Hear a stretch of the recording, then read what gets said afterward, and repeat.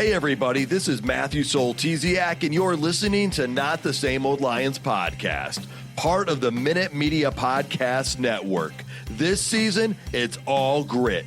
I speak with a variety of guests and interview key players, gaining more insight on what makes this team go.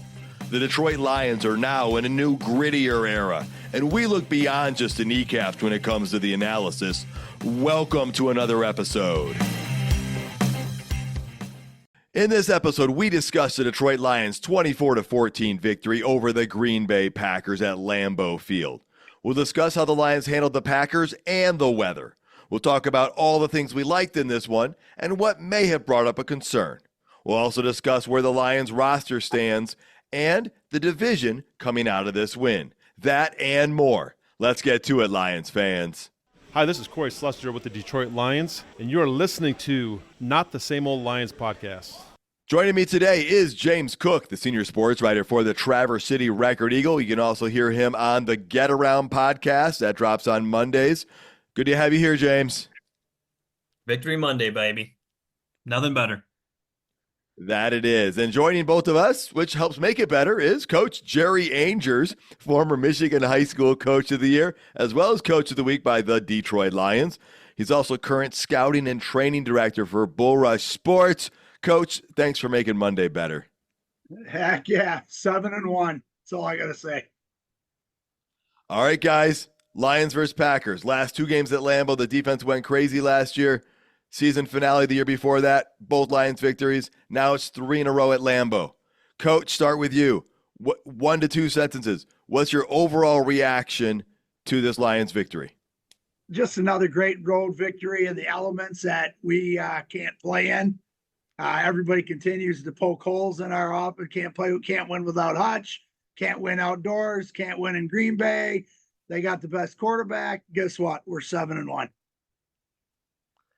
James, how about you? I can't argue with all that stuff, Coach. Yeah, things are looking beautiful. 7-1, road wins over the top 2 division rivals.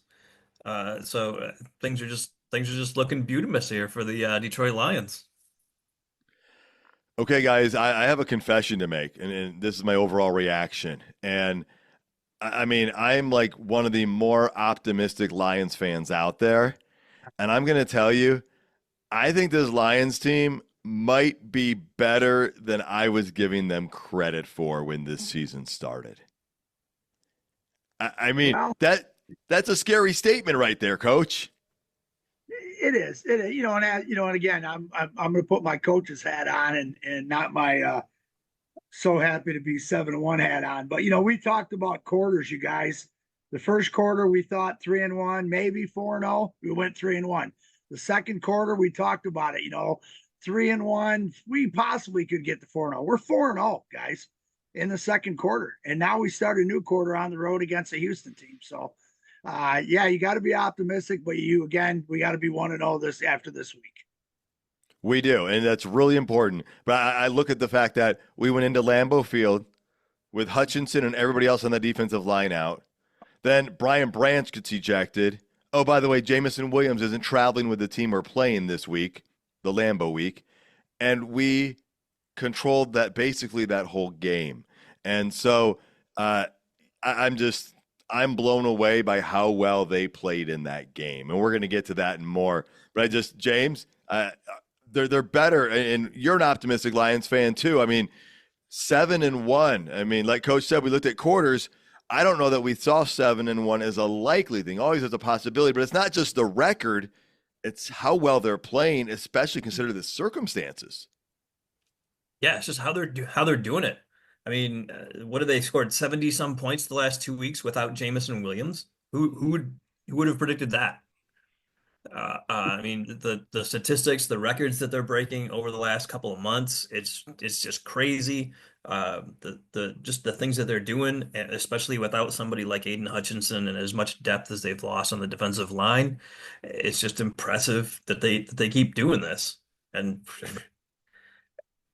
I'm almost speechless about how well they're doing. This is so much better than we thought that they would do well, but 7-1 after 8 weeks is, I think, way better than I thought even possible. Because you're always waiting for the other shoe to drop.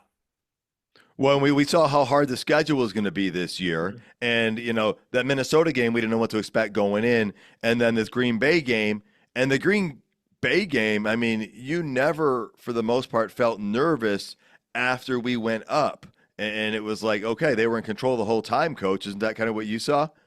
Oh, there's no doubt about it, And let's kind of go back to kind of what you guys said about this. I'm going to give you a list right now. Pascal, Rodrigo, Wingo, Hutch, Kyle Pecco, Barnes, Iffy, Davenport, Kamensky, Roderick Martin, Emmanuel Mosley. 11 injuries, guys. These are the guys that we watch. So, of course, I said I had to come up with an acronym for that. And it's really weird. So what I did is I didn't do it. I went into AI and I punched in all their names. And I said, please give me an acronym for these 11 names. And they came up with Jack My Bread. Are you serious? Jack My Bread. What does that mean? A playful and catchy phrase that could imply seizing an opportunity or taking advantage of a situation. Think about that, you guys.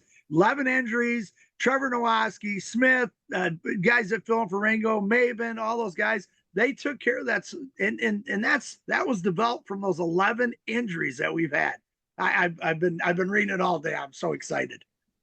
I got to be honest here. I don't know if I'm more impressed with the acronym and the meaning of Jack My Bread or the fact that you know how to use AI. I mean, that's pretty amazing there, Coach. I'm giving you some major credit for that one. Thanks. I appreciate it.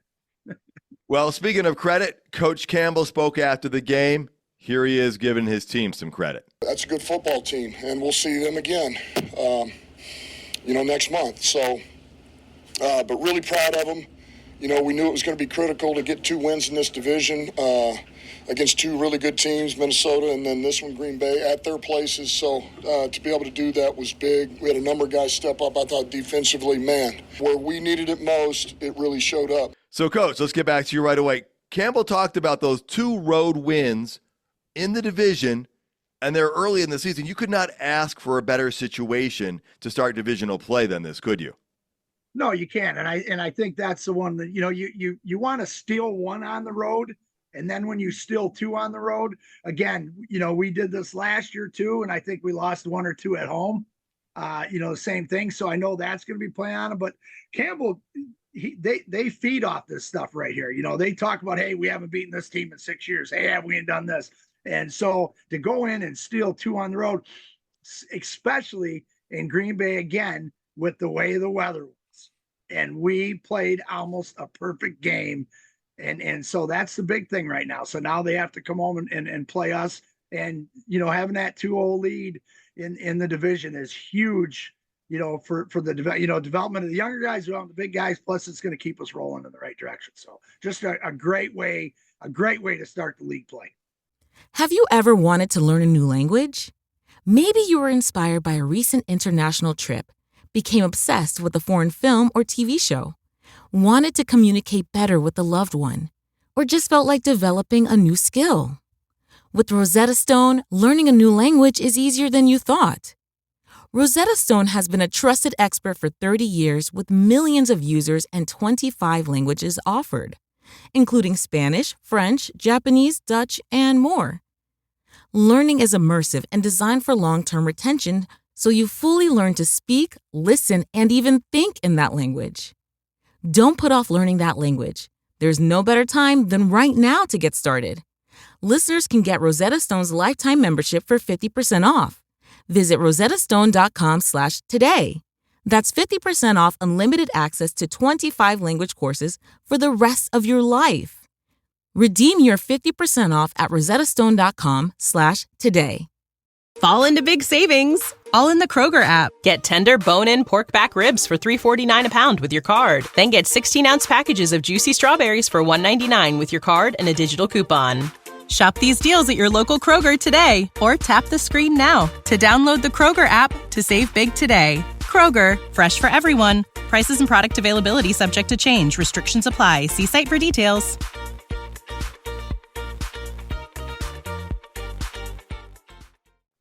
Yeah, and James, I mean, again, the schedule set up well for this because you don't get to choose when you play these games, but by getting those two under your belt, those are arguably the two toughest. Now, I know we lost to Chicago last year outside, and we're going to play them later in the year outside. But out of the three divisional foes, Chicago looks like the least formidable at this point, and you took those two on the road and you won them.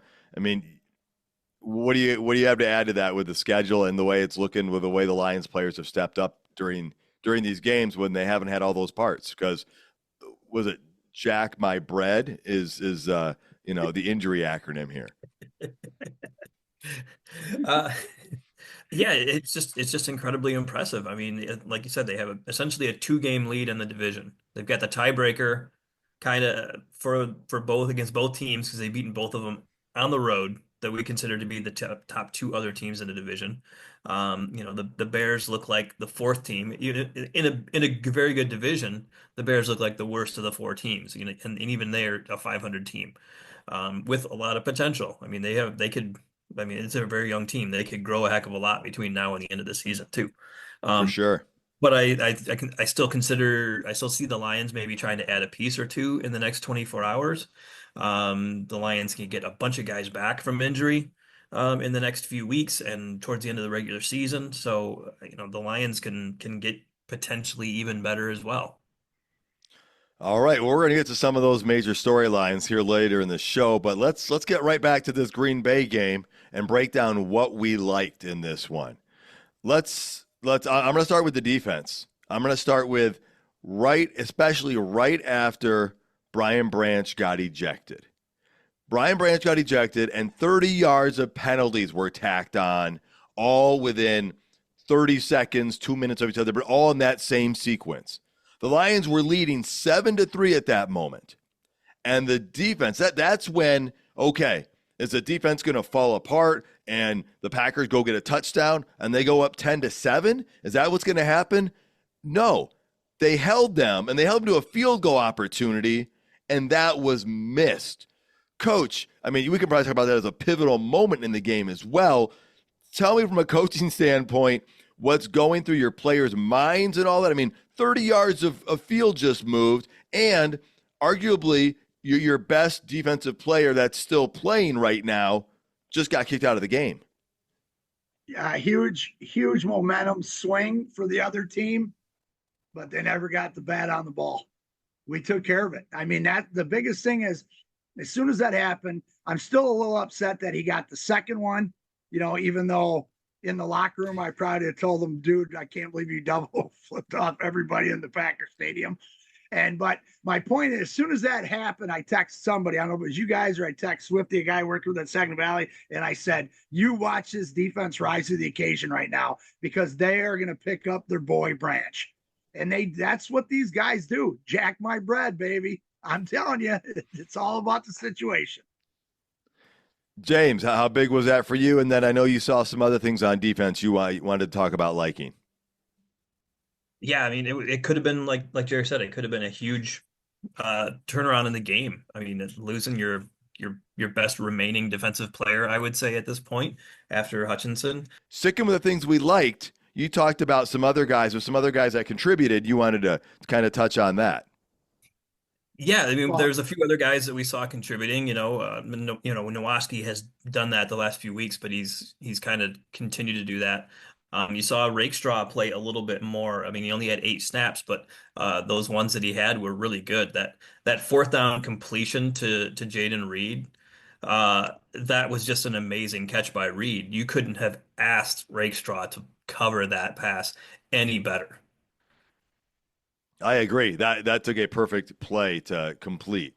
Yeah, Coach. And I was gonna say, and then Aleem McNeil was dominant in that game, and he played a lot of snaps.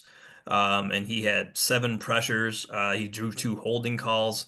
Everything but getting sacks, and he did.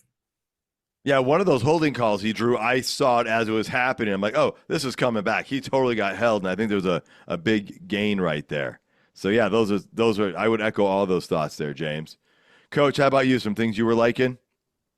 Arnold had his best grade of the year, and it's his 4th game in a row without a penalty. That's huge. Jack Campbell just became the ninth highest graded linebacker in the NFL. Huge. Guys talked about the McNeil thing. Trevor again gets our safety steps in and plays pretty good ball for us. They continue. Again, we didn't have much pressure on that stuff, but I think McNeil said, that's got to be on me right now. And then you got to go with Joseph coming down, getting that pick six with Anzalone putting pressure on the quarterback, and the tackle by Trevor, like we had brought up on that fourth and one play. Those are just things that they continue to do defensively. Again, bend don't break. Everybody, people tell me, oh, they gave up 400 some yards and he threw for 2. You know what? It was 24-3 or 24-6. Lions can't keep the ball in front of you. How many touchdowns have we given up this year? I think the least amount passing touchdowns, correct? Last year we'd have went, what? We probably had that record in the first game. And you're right, Coach. It goes along with that bend but don't break thing, because as long as you're keeping the ball in front of you, you're not letting them beat you deep. They don't have the explosive for the big play, the big touchdown. When you get inside the 20, there's not as much space to work with. And so then the Lions players, they're going to even be closer to the receivers because you don't have to worry about getting deep as far deep. And it makes it even that much more difficult for a quarterback to complete a pass. And how many turnovers have we seen by the Lions in the red zone when they're on defense and getting those turnovers from the other teams and squashing some of those scoring opportunities? Yeah, it's huge. We gave up a big run play, but it wasn't a touchdown. We gave up a few big pass plays, but they didn't result in touchdowns. And I think that's the thing you got to understand. And, you got to, everybody, of course, you're reading all the different stuff and, there was 5 drops or 6 drops. Oh, it was kind of wet out. He would have had that if it wasn't wet out. But we were 18 for 22, guys. And I think we grounded 2 balls, didn't we? Because he didn't want to get an interception or the play wasn't set up. So I don't want to hear that. The balls are thrown behind them. The balls are thrown too hard. It's part of the game. And we took the elements and we put them on our back. We wore our whites because we wanted grass stains on them, and we did what we had to do defensively. Big run, next time 1-yard gain. Big pass play, next time incompletion. Detroit's defense, man. AG is tearing it up, and I'm loving it, man. Yeah, it's impressive how good of a defensive game plan he had, especially because he couldn't see the field. Did you see his glasses? We got to spray some Rain-X on those things next time, so it'll just repel right off. But, man, guys, if we're worried about Ben Johnson leaving, we might have to worry about Aaron Glenn leaving too, man. You got 2 serious candidates right here. That was an amazingly called and played game by the defense, and he scripted it well. James, was there anything else on the defense you wanted to touch on before we move over to the offense on things we liked? One of the big things was Kirby stepping up after Branch went up and getting that pick 6. I think that was just a huge play. And Kirby Joseph is the first safety with 14 interceptions through 3 seasons, and he's not even through 3 really since Ed Reed. Ed Reed is a Hall of Famer. Yeah, if you're getting compared to Ed Reed, you're doing something right. Yeah, if he's 50% of Ed Reed's career, I'm going to be one happy human being. For sure. Yeah, and that's a pivotal play. We'll talk about how much that momentum shifted things going into the locker room right there, and probably had Matt LaFleur, recalibrating whether he should have gone for that or done that, James. Yeah. And the other thing is just the Lions handling the weather. Jerry talked about this a little bit before, but the the Lions didn't go there and make any mistakes. All the mistakes that were supposed that could have been weather related were made by the Packers. They had 3 bad snaps. They committed false starts when they were at home, which is unusual. They committed more false starts than the Lions did. The whole thing about Jared Goff not being able to play in weather just seems to just be falling apart right there. Goff now has the best QB rating in any 6-game stretch in NFL history, 140.1. Yeah, I mean, and I don't know how people have come up with that cold weather thing. I guess there's been some stats to suggest that. But and somebody texted me before the game and said Goff doesn't play well in cold weather. And I said, you know what? In January of 2023, he threw a pass on 4th down when it was 0 degrees out to seal the game and beat the Green Bay Packers. So, maybe there's some stats that shows he has performed subpar in those games at some point in his career, but I've seen him play well. Now, doesn't mean he's always playing well. He didn't always play perfect in that game that I just referenced, but he made the play when it needed to be made. And 18 of 22 in those conditions is pretty incredible play. And so I'm very solid with that quarterback play in that weather. And you're right. Green Bay was fumbling the snaps, not the Lions. And I said one of the keys to the victory was Jared Goff has to stay on fire. And man, did he. He was doing what needed to be done, and he got it done really well. And so that was a big key because he didn't panic at different moments. He didn't cause the crucial turnover. We saw that happen on the other side, and that changed things a lot. And a big reason for that, the offensive line play. Coach, tell me what you saw out of those guys up front, because they seem to just be the motor that helps this Mustang go. So it's just, the run play on Sewell's. Even Sewell gave up a sack because I think he tripped on somebody. I mean, when Sewell gave that up, I'm like, are you kidding me? But we talked about Decker. And I think I made a statement that he was going to have a good game or a better game or a great game because he had the game previously wasn't as didn't play as well. And I think that's the thing that they continue to do. Anytime we have a little bit of negativity with those guys or they have a bad game or a bad stretch, they just strap it up.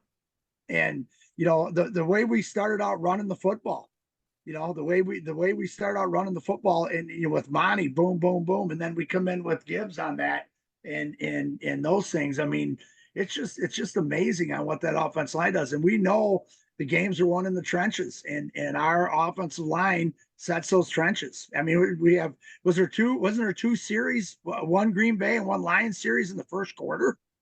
That was it. It was it. The Packers went down and had the ball for like 7 minutes or 7:54, and then the Lions had it for like 6:45 or something like that. One series each going down the field. And I gotta say, that first drive by the Packers, even though it only resulted in a field goal, I'm like, as they're going down, I'm like, oh, this isn't good. Our defense is going to get tired. But our offense responded with the same thing. And a big part of that is the running game, James. Yeah, and Sonic and Knuckles doing their thing again. Just taking the way they did the drive by drive, they just wore the Packers down on their own turf.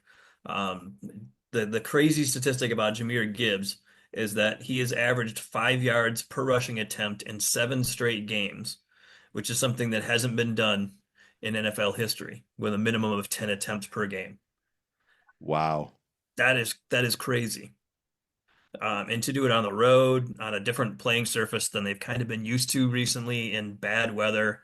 The Lions handled the weather just as well as Green Bay, maybe even if not better. I mean, you look back at that game we were talking about 2 years ago where Goff threw the pass on 4th down.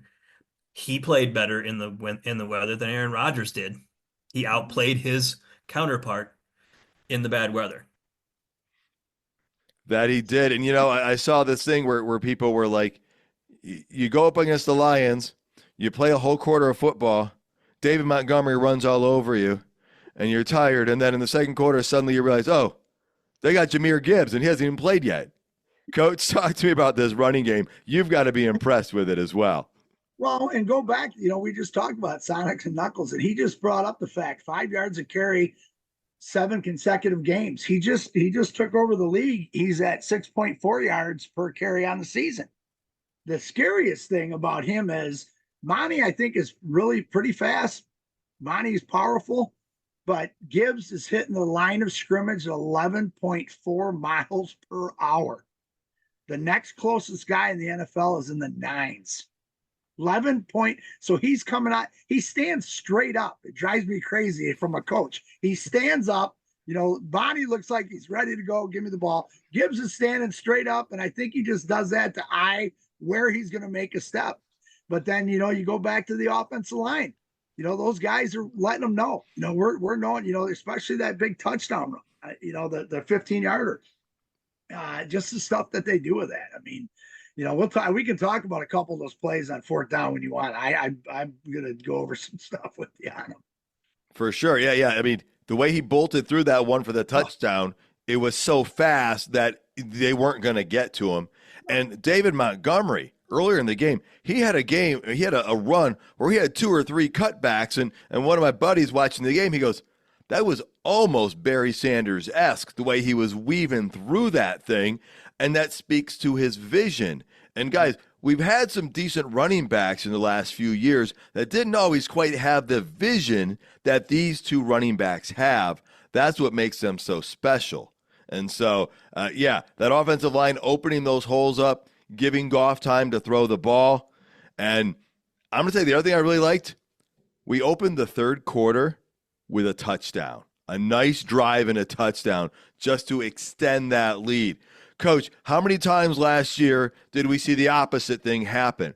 And so not only to get the Kirby Joseph interception for a touchdown to extend the lead at halftime, so therefore we go up at halftime, and instead of just being up 10-3, we're up 17-3, but we get the ball the second half, 5.5-minute drive, 24-3. That really put Green Bay's backs against the wall. Oh, for sure, especially in the elements. We got to talk about that too. How are they going to come back from something like that?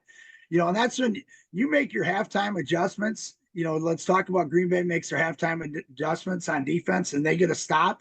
They're high on the hog right now. We told you, and then the offense is going to come out and drive the ball down your throat and score. How many games did we lose last year because of that third quarter? This one, we just came out and said, you know what, let's go. And the drive was the adjustments that Johnson made and the offense made on that, and the precision on the passing and the running was just unbelievable. And again, I think we started the third quarter with that really slow running back, that guy that runs 11.4 miles an hour to the line of scrimmage. And, and those were it was just beautiful to see. And now 24-3, game's over, boys. James, is that kind of how you were feeling? Yeah, once they got that touchdown to go up 24-6, I think it was. 6. I was feeling really, really good. To get that one right before halftime on the pick six by Kirby, and then to come out in the third quarter and get one right there. I think that just took the wind out of their sails. For sure, and it was 24-3. They hit a field goal later to make it 24-6. But you're right. You felt like, all right, unless they can respond right away, that their offense isn't going to be able to get it done. All right, well then, let's look at them. Let's start with the Lions scoring 2 touchdowns on fourth down. All right, and I want to talk about the first one, which was the pass to Amon-Ra St. Brown. Now, the Lions had the ball, 4th and goal from about the 5-yard line. They were going for it. They got Green Bay to jump. Now, the first part I want to talk about of this is, do you think if Green Bay doesn't jump, the Lions are actually going to go for it? Because I didn't think so. I was saying to my friends, I think they're only going to do it if they can get Green Bay to jump, but I could be wrong on this one. Coach, and then James, Wayne, what are you guys thinking on this? That was a designed play from the beginning to get them to jump. And I rewound, I got those 2 TVs going, so I got the second one going. If you watch Rag bringing his head up, okay, he doesn't do it extremely fast because they would call that as a procedure call. The Lions had set that thing up perfectly to get him to do that. Brooksy was at nose. I didn't teach him that in the All-Star game, guys. He's supposed to watch the ball. And they basically did that with the movements and stuff like that for them to get that, because, Gamble he's talked about for years that little light 3-yard fourth down plays, a little bit under 3. He doesn't like the ones over 3. It came out in the San Francisco game last year. That one right before halftime, we went to kick instead of going for it. put us up. We had, get three going into halftime because it was a little over 3 yards. So I'm telling you right now, they are doing stuff to detail that is unbelievable to get these things going. I'm gonna stick by that and say that was a total design with Rags and the way he moved it and the cadence and all that stuff to get them to jump, to get us and to be able to run that phenomenal pass route by St. Brown. I'm agreeing with you on that, Coach. I do think it was. James, I want to hear if you think it was. And then, James, I think I saw you break down what that changed things to as well. By them getting that 2.5 yards, that really changed the defense that the Lions were going up against to try and get that touchdown. Yeah, I totally think it was a design thing too. I mean, he was angling for that call, completely angling for that call. And I agree with Jerry. They were planning on this, and then having it be 4th and 2.5 rather than 4th and 5 opens up so much in the playbook. It makes it so much more likely that you could run the ball if you wanted to, especially with the Lions' offensive line. So the Packers had to respect that, and that I think contributed to Amon-Ra being left alone in one-on-one coverage with a guy, and that's not what you're going to want in the end zone. Exactly, because that was a great point, is that they couldn't sell out for the pass because 2.5 yards, that's easy David Montgomery, Jahmyr Gibbs territory. Now, that was great coverage.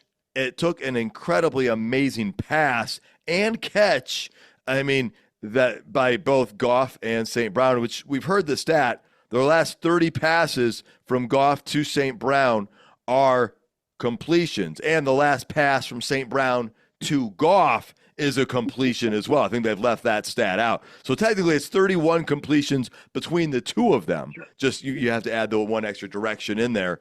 And that was impressive. Now, you guys, that's 2 touchdowns the Lions got. They could have kicked field goals on both plays. That's 14 points instead of 6 points. That's an 8-point difference.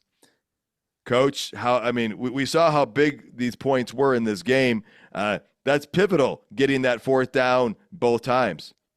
It is. And here's the other thing. Think about St. Brown's route. He comes across in motion. He looks like he's going to run that little short banana. He checks it down. He gets back full gear, and Goff throws it on the underneath shoulder, not on the back shoulder, but underneath, and in wet grass. In wet grass. Again, Campbell talked all week about make sure you have the proper foot gear. Make sure you have the proper cleats. Did you see the Lions slipping? You guys even talked about Monty's running and his cutting. I'm watching him cut like, dude, my goal was the thing I said before the game was Gibbs, one cut and go, because I don't want you doing 2 cuts or 3 cuts. Well, then Monty pops off a 3-cutter on one of his first runs. So, and then let's go to that other 4th down play. The play design, again, is unbelievable. People slow motion that stuff and look at it. They take it down to the end of the play clock. They check the motions. They realize that Green Bay is blitzing to the opposite side, okay? And they run right before the play clock with the motion. They get everybody's eyes moving, and Laporta makes a great block, and, of course, Sewell K's the whole side in, and Gibbs with that 11 point, I'm going to bring it up again, that 11.4 speed of the line of scrimmage is through, and nobody touches them. Again, it's a 4th down and what? That's the Lions. And again, James talked about him, get them to that 2.5. You can open the whole playbook up. We know the Lions, that playbook's open at 8 yards and in on 3rd down or 4th down. And just the play designs and how they come out perfect every time is just unbelievable. Details. Well, yeah, the Gibbs run right there was 4th and 1, I believe. And it was a weird looking play the way it went, because it looked like almost in real time. I thought, did the play stop? Because Gibbs was going a lot faster than the rest of the people. And like you said, it happened so quick. It was like, oh, nothing's going on. Nothing. Oh, wait, it got hiked. Wait, what's happening? And again, they only needed 1 yard, and he got all the yards. And so that was huge. And again, that put 7 more points on the board for the Lions. Another big stop. I'll jump to the fourth quarter. I'm going to the defense, 4th and 1 for Green Bay in the fourth quarter. They're driving. They're trying to get a touchdown. They're trying to make it closer than 24-6. And it might even have been 20. I don't think it was 24-14 at that point. I think it was 24-6 still. And the Lions stopped them at that point. Now, Green Bay did get a touchdown later, but I believe it was earlier than that the Lions defense stopped them. And all the Lions were trying to do in that fourth quarter was just eat time off the clock. And so that 4th and 1 stop by the defense running right up the middle was huge.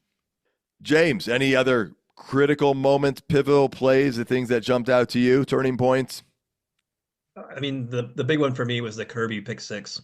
I mean, I think that was a dagger, and especially when coming back in the third quarter and getting that touchdown coming out of halftime in the third quarter. Those two things completely turned this game around. Like you said, the Lions never really seemed to be out of control, or you didn't seem really worried about the game. I guess would be how I put it. But those two just totally put the Lions in control and had the Packers on their heels. I mean, you saw how the Lions were able to just play their defense that they wanted, even without getting a sack. They were able to get pressures.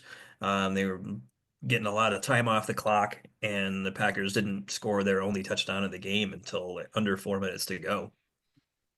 Yeah, and I heard people comparing Jordan Love's play to Brett Favre at times, the way he played out there.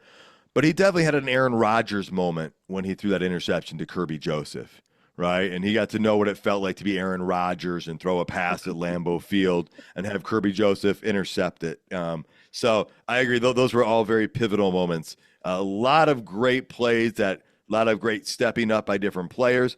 I mean, Brandon Joseph stepped up and played a great game when he filled in for Brian Branch. So I guess let's start with what we didn't like. Let's go over what we didn't like, and let's start with the Brian Branch ejection. Okay, I do think it should have been a personal foul penalty. I saw the hit. I do think that. I have no problem with that call. The fact that New York called in and ejected him. If you were watching football earlier that day, there was almost something identical that took place, and I believe it was a 15-yard penalty. And I believe it maybe even sent that wide receiver to the hospital, I think I read. But nobody was ejected in that game. And so for me, I thought the ejection went too far. Coach and James, love to have you guys weigh in on this. Be consistent. We talked about that. I think we talked about in the pregame show after we get the report on the officials, and just be consistent to get a call from New York out of the blue and say you're ejected with all these massive hits going on all over the place. Be consistent. Why all of a sudden was VB flying so hard that he had in his mind, I'm going to knock this guy out, I'm going to break his neck, and I'm going to try to hurt him. He doesn't play that way. He hasn't played that way. He hasn't, if he had 5 other calls like that over his career, his short career, or even 2, then maybe you make that decision to say, we got to slow him down. But how many penalties has he had similar to that? None. And so, yeah, I'm a little frustrated. I know the Lions are. And again, when it happened, I just said bad choice because you just woke the Lions up. Yeah, and again, the receiver's body was moving up and down as far as his level to the playing field. That being said, the ball went by. You got to make a better decision to not follow through with the hit. So I fault for the hit. Where the hit happens, sometimes it is, not intentional and whatnot. And so that's why in college, I'll tell you straight up, I hate the targeting rule in college, you guys. I'm all for the 15-yard penalty. Like James said, you get 2 15-yard penalties, you're out of the game. But the targeting thing, I mean, because I've seen it misused so much. And Coach, you said we want consistency. And James, is that kind of how you saw it, or what was your perception of this? Yeah, I think that to kick a player out of the game, you got to have something that appears to be intent, and there wasn't intent by Brian Branch on that play. I don't think so whatsoever. You saw he was trying to avoid going helmet to helmet. Once, like you said, the receivers level changed, and he started going down. You saw Brian Branch try to turn his head to avoid it being a helmet to helmet. So I don't see it in there, and I think maybe the one that you were referring to was Jordan Poyer. And he had a hit that day that if they're gonna kick Branch out for that, then Poyer should have been kicked out. He wasn't, so why was Branch? Uh, like Jerry said, it's got to be consistent. It wasn't even the referees there in Green Bay that called it. It was somebody in New York. So if New York called Branch, why didn't they call Poyer? Why didn't they call the guy who hit Chris Olave? Uh, you know, he was the only one. The only two ejections that have happened in the NFL this season are Brian Branch and Puka Nakua, of all people. Yeah, it was a day for ejections. You're right on that. Well, another thing I didn't like was the penalty on Amik Robertson. All right, we saw early in the game it looked like he was jawing a little bit, and we saw him getting spoken to on the sideline afterwards. And then later in the game, we saw a 15-yard penalty. I was frustrated as a fan. I'm saying, what's going on? Why is this happening? Why is he doing this? He's been playing great. I do want to share Amik Robertson's social media post. He said the flag was not cool. I'm paraphrasing. He said, I was nowhere near him or even talking to him. He goes, I was talking to the Lions fans. And he says, tape don't lie. I accept everything that comes with it. I'm still going to be me on to next week. So I haven't had a chance to check out the tape, but Coach, when this happens, you got to get frustrated because that is one of those self-imposed things that you can control that I think ultimately this did lead to extending a drive. Yeah, and again, those are ones that the Lions will address, and they'll side with their guys, or they'll say, quit the extra jawing. DBs and wide receivers jaw the whole game. I mean, to even throw a flag on anything like that is just I just don't know. I mean they're running their mouths all the time. They're going one-on-one with each other on every play. Offensive linemen and defensive linemen are jawing too, but you can't hear them because they're in a big pile. And so it's just, and it'll be addressed. It'll be addressed with both those guys. And I know Dan Campbell is gonna tell them, okay, listen, dude, don't put yourself in that situation again. Don't be on that thin line. Don't cross the line on either way of them. And I just think I just love that coaching aspect. One other thing I want to point out too with their coaching, Joseph got screamed at last week on a play. Kirby did on a play because Nowaski had to go in between the pass plays. He came inside on a run play in the first quarter, and he came to the sidelines, and AG was in one ear hole and out the other, all the way to the back of the bench. And then again, what happens after that? Pick six. I mean, the dudes, this coaching staff is unbelievable. And so they're going to take care of those little things, and it won't show up in the next game. I'll guarantee that. All right. Well, I guess a big thing that I think still has to be considered a concern, something we didn't like, is the lack of the pass rush. James, you want to start talking about that one? Yeah, I mean, there was a pass rush, but they didn't get the sacks. So it's what we've been saying the whole season. Aside from Aiden Hutchinson, nobody's really been able to consistently get sacks. So that's something that is the trade deadline. That's how they're going to solve that. If they don't, then AG is going to have to script that up to get some sacks, bring some pressure from somewhere else, things like that, because they just don't. Especially without Pascal. If they get him back, then maybe he's somebody who can do that. But other than that, I think on the edge, without bringing linebackers like Nowaski and I don't know that they have a whole defense who can consistently do that. They have guys that can flash here and there, but nobody who can really consistently provide that pressure from the edge that they really, really need in this defense. All right, Coach, how about you? What were you seeing about the pass rush? Yeah, I mean, the one guy that's going to make that big sack in a critical situation. We talked about Watt last week with Pittsburgh in a situation I can't remember who was driving, and he comes up and gets a strip sack. we have to have that one splash guy, that one guy that, he's kind of quiet the whole game. Then all of a sudden, wham, he comes out and brings it. I think the blitz part is good. Rodrigo is a pretty good blitzer for us. So he had a sack a couple weeks ago. So that, we're losing that. I think Pascal will make a big difference. And again, we can talk, trade, we're going to deal with what we have. And if we get a bonus, that's cherry on top, because they're going to take care of it and coach the guys up to do what they're supposed to do. Last year we lost out on a free agent. We went through this last year. Oh my God, we're going to get, I think it was Sweat. We're going to get Sweat. Well, Chicago had a better third round pick than we did. So they traded to Chicago. So the only thing is, hopefully any of these guys that are supposed to be getting traded have a say on where they get traded to. And then we may get lucky. So we'll see tomorrow. I'm not watching that water to boil. I'm just going to sit back and hopefully when you guys text me or it pops on my phone, Lions just made a trade. All right. Yeah, we'll talk about that here in just a moment, a little bit more detail, because we want to just kind of lay it all out there. James, I think there's one other thing that bothered you, and has something to do with the Honolulu flu. That the Tennessee Titans won a game against the Patriots, just 20-17 by a field goal, but it ended the Honolulu flu with the team that the Lions beat the week before finally being able to win a game the week afterwards.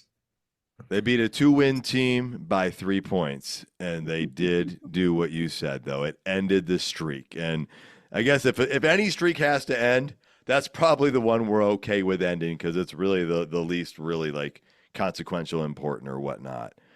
Exactly. But it was fun while it lasted. It was. We enjoyed the ride, didn't we? Don't be sad that it's over. Be happy that we had it. Major storylines, observations. Weather no matter for these Lions. Okay? Dan Campbell said it. We saw it. Everyone knows it. All right? Go back to January 2023. Right? I just love going back to that when winning in Green Bay.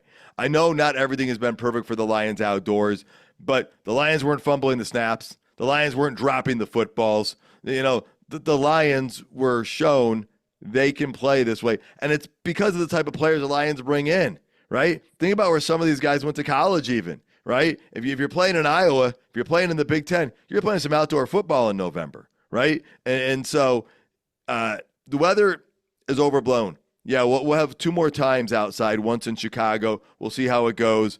But I'm pretty happy with that. We kind of talked about the weather already. James, you want to weigh in there and coach about your weather thoughts in the Lions and how they're a dome team? The only thing that they didn't do in the weather was Aaron Glenn forgot to wear a hat. That's pretty much about it. Good point. Fortunately for him, it wasn't as big of a mistake as Tom Coughlin forgetting to wear a face warmer that one time when he was, I think, a playoff game or whatever. Coach, how about you? Oh, I totally agree. I mean, I just think we play over and coach over. Excuse me, everything that is in front of us, and be where your feet are. And worry about the little things, and the weather should never have an effect on you. I mean, I've known coaches in the past that would wear shorts every game, no matter what the weather was, so that their players couldn't complain that it was cold out. But anyways, so weather, it's always 75 and sunny when you're coaching football or playing it. Coach, there was snow on the ground, and it was going sideways, and I think my camera was freezing on the sidelines when you were wearing that shorts. So darn impressive right there. I want to bring up the offense by the Lions in the second half after that first drive. They went down the field the first drive. They take up 5.5 minutes. They go up 24-3. They don't score again the rest of the game. I think somebody might look and say, what happened to the offense? Why didn't it do more? How come we couldn't score more points? My perception, I want you guys to weigh in, is, well, you had the lead. The weather conditions are horrible. You're going to make sure that you're not being uber conservative, because there's one point where I think they threw the ball like 5 times in a row in the second half, moving down the field a bit. But they weren't, high risk throws. And you're making sure that whatever you do, I mean, you've got that other offense doing nothing. You don't want to give them a 15-yard field or a 30-yard field to try and get back into the game. So I think the philosophy on the offense changed. James, is that kind of what you think Ben Johnson was doing? Yeah, I think normally they haven't the last couple of weeks where we've seen them running up the score. Xavier McKinney pointed out that the Lions have been trying to embarrass teams and stuff. But I think that the weather played a big part in that. You're like, well, let's not make it any harder for ourselves than we have to. It's already bad weather. We're on the road. We're ahead. Let's be a little more conservative. I think had you seen the weather be fine, I think you would have still seen the Lions be foot on the gas the whole game. But I think the weather was maybe the big factor in there. You only really saw the Lions try one trick play in the whole game, and that was a reverse that really got snuffed out and didn't go anywhere. For sure, Coach. You've been in many of those games. I've watched you in some of those games. I mean, that weather plays an element, and with the score and all that in the second half. Yeah, you don't want to give them a splash play. You don't want to give them any belief. You don't want to turn the ball over all of a sudden, and now they got a short field and they score and they're within 2 scores. So the clock management what the Lions do is phenomenal. I'll tell you one thing we haven't talked about yet is if you go 3 and out, what's going to happen? Oh, we're going to punt. We have the best punter in the NFL who flips the field every game. The guy is unbelievable, you guys. And that's that third phase where, hey, you know what? 3 and out, we don't turn the ball over. We drop, we knock 2 minutes off the clock. Maybe we get a first down. We knock 3 minutes, 4 minutes. And then what are they going to do? Foxy's going to freaking bang one down to inside the 20-yard line near the 10. And they're going to have to go 80, 90 yards to get that first down, to get a touchdown. So, and the defense is keeping everything in front of it. So in other words, time consuming. They're gonna have to burn time to score, and that's just the thing. So again, we play into what our strengths are. Our strength is our clock management. Our defense keeps you out of the end zone, and we have the best punter in the NFL who flips the field every week. Yeah, I mean, when you can go, and we probably saved a few plays because we didn't want to show everything because we do have to play them again, and we didn't want Mr. McKinney to be upset. Right, exactly. You don't want to upset him. And again, like you said, when you've got that weapon, you've got that ability to flip the field like that, you don't have to take chances. And that's why everyone says the Lions are so aggressive and Dan Campbell's so aggressive. It's a calculated aggressiveness, which I think often gets overlooked. It's not just, well, let's just go for it because this is a video game. It's not, and that's not what he does. All right, trade talk. As we record this, it's late Monday night. Nothing has happened with the Lions, even though Mike Florio hinted something was going to be happening. Likely was Zadarius Smith. That has not happened. We know the Lions would like some help at pass rush.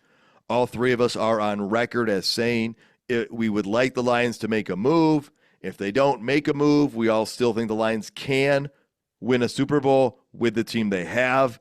What I'm hearing or what I've heard is the Browns want a day 3 pick, maybe a 4th rounder.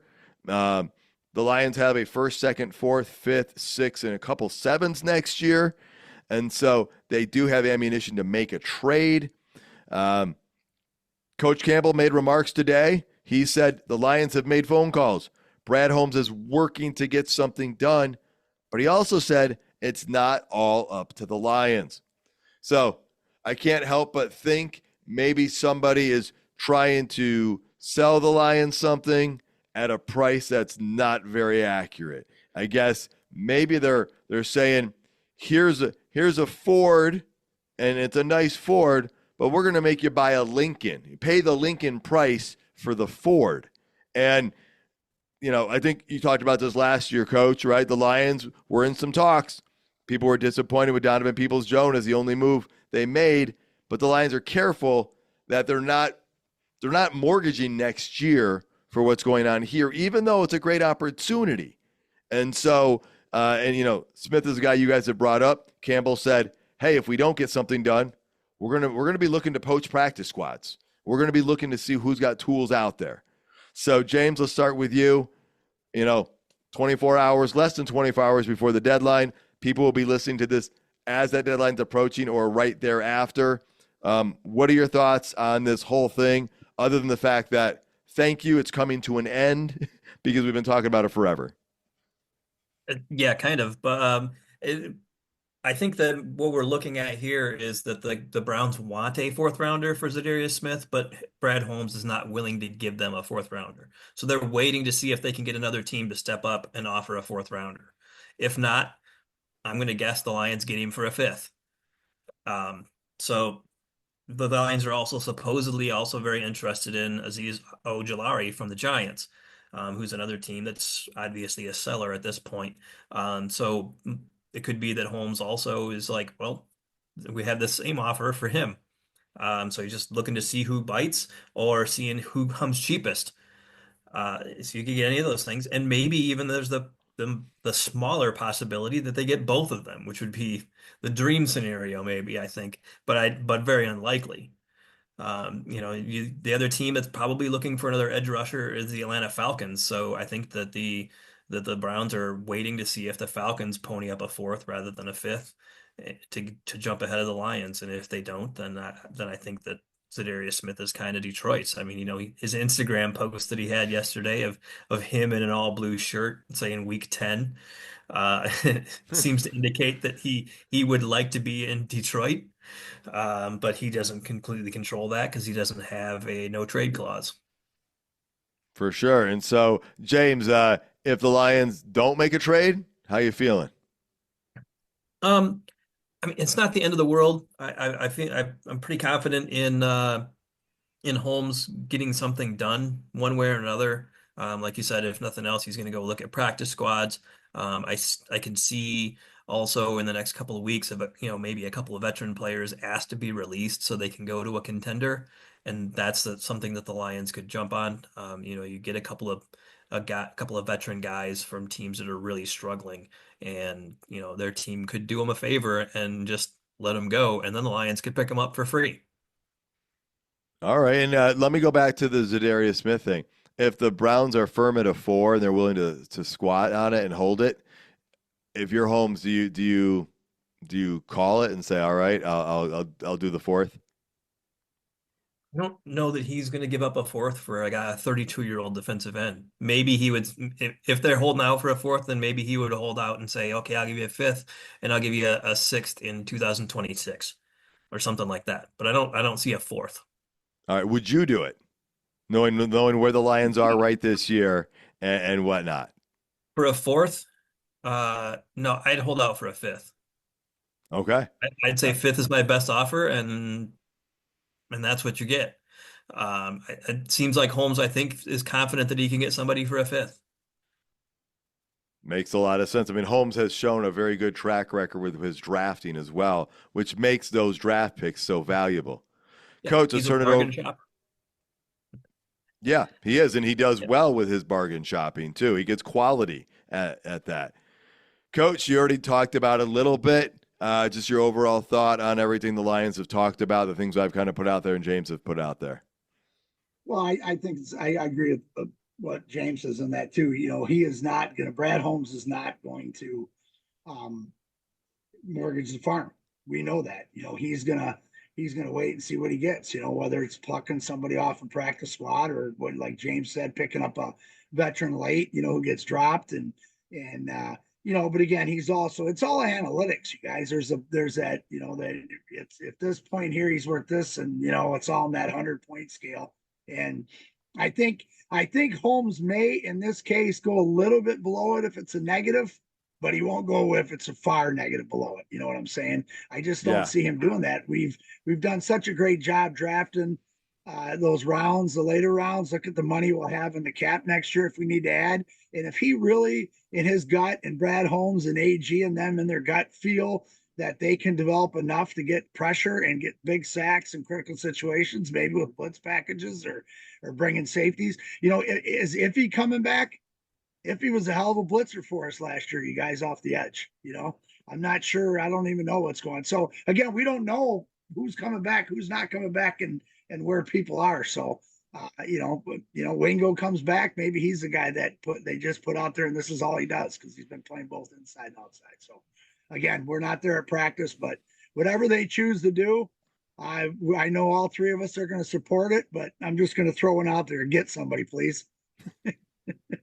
Yeah, I think we're all in that same boat where, you know what, we want them to add somebody, but you don't want to overpay. I mean, look at Terrion Arnold, our first-round pick this year. He's improving every week. That whole secondary has improved every week. And so, yeah. So we'll see what happens. That answer will be answered, or that question will be answered here very soon, one way or another. All right, guys, final thoughts as we get out of here. I want to bring up Jared Goff, NFC Offensive Player of the Month for the month of October. This is a crazy stat, but only 2 other Detroit Lions have earned this award. Now, I don't know when they started doing this award, but that's Calvin Johnson and Barry Sanders. Calvin earned it twice. Barry earned it 4 times. Jared Goff has now earned it. That means Matthew Stafford never earned it as a Detroit Lion, which is, I mean, he's put up some pretty incredible stats. So, and I know there's that debate, who's better, Jared Goff or Matthew Stafford? I'll just say they're the best 2 quarterbacks the Lions have had in the last 50 years. Who's better? That's a debate for another day. But kudos to Jared Goff for that, and well-earned and well-deserved for that recognition. James, any final thoughts before we get out of here? Yeah, I think we just need to do a little bit more of a appreciation for Amon-Ra St. Brown and what he's done for this team and what he does. Fastest Detroit Lion to get to 4,000 receiving yards. Tied Herman Moore for the franchise record of 6 straight games with a touchdown, receiving touchdown. We mentioned the 30 targets in a row. His last pass that he did not catch that was thrown to him was September 22nd. That is a month and a half ago almost. The next gen stats for the NFL calculated the odds of that happening in the NFL as 1 in 780,000. Wow. I'm going to give you a Han Solo line and say, never tell me the odds. Yeah. On top of that, there was his pregame shirt and his touchdown celebration, which was awesome. Oh, how do we not talk about the touchdown celebration? That was like microphone drop after the touchdown right there. Well, and it's great. Go ahead. It's great, James, because he saw it on Twitter from some college kid that do it, and then him and London both end up doing it. And they were teammates at USC. So this is good stuff, man. Plus, he said his was better. They did compare it today on one of the sports shows, and they showed that Armand was straight up and down, but he said he used to do handstands when he was a kid. So. Incredible. Coach, you have any other final thoughts? No, just looking forward to tomorrow ending and with everything, and we'll see how they do. Get ready to go out to Houston and play in the elements. All right. Well, Coach, James, thank you both for all the insights. Awesome talking Lions. And folks, thank you for tuning in. You can find more episodes and content at notthesameoldlions.com. Tell your friends and family about the show. Like, comment on socials. Please subscribe regardless of your listening platform. And until next time, stay gritty, my friends.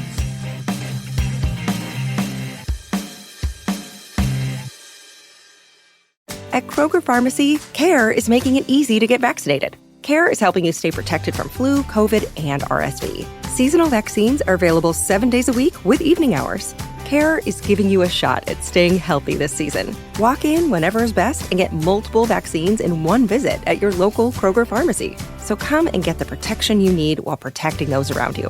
Kroger Health, a world of care is in store. Visit Kroger.com/vaccines for more. Restrictions and exclusions apply. See site for details. O'Reilly.